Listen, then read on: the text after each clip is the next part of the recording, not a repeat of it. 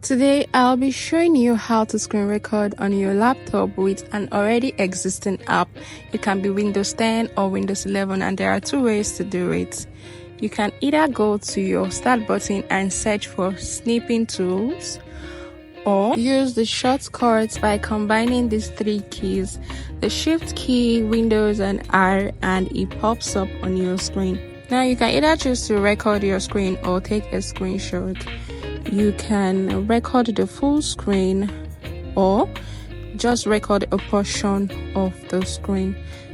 So you click the start button to start recording, and a countdown pops up, tell you that the record has started.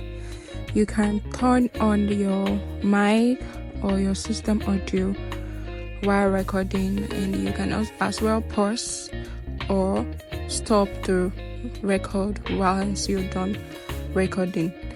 So after this, you can go ahead to save the record, and it saves in your files.